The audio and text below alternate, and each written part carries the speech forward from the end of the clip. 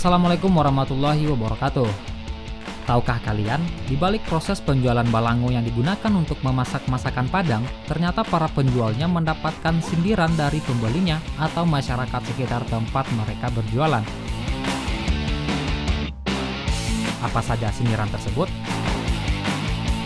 Sebelum kita lanjut videonya, buat kamu yang belum subscribe, jangan lupa klik tombol subscribe di bawah ini ya, dan aktifkan lonceng notifikasinya agar kamu tidak ketinggalan video selanjutnya dari channel ini.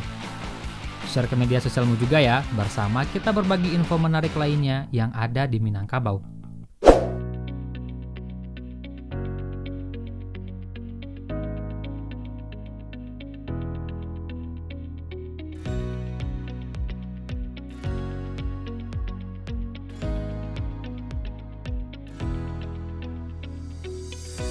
Tanah urang dipijak, tanah inyo dijujuang. Dahulunya, para penjual balango ini berjalan kaki menyusuri berbagai daerah di Sumatera Barat dengan cara meletakkan dagangannya yang terbuat dari tanah tersebut di atas kepala, atau dalam istilah Minangnya disebut dijujuang. Nah, karena cara mereka berjualan ini, muncullah sindiran halus kepada para penjualnya.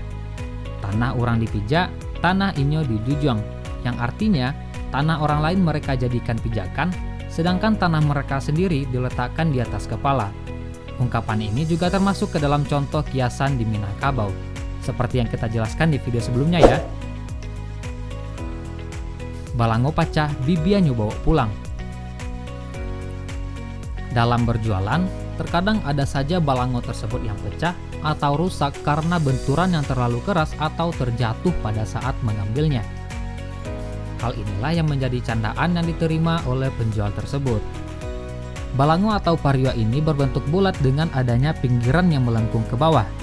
Pinggiran ini yang disebut dengan bibia atau bibir. Maka ketika keseluruhan balango ini pecah dan sudah tidak bisa digunakan, akan dibuang begitu saja. Namun karena penjualnya juga mempunyai bibir dan tidak mungkin untuk ditinggalkan, disinilah muncul ungkapan tersebut yang ditujukan kepada para penjualnya, yaitu balango pacah, bibia nyo bawa pulang. Itulah beberapa ejekan yang diterima oleh penjual balango dahulunya.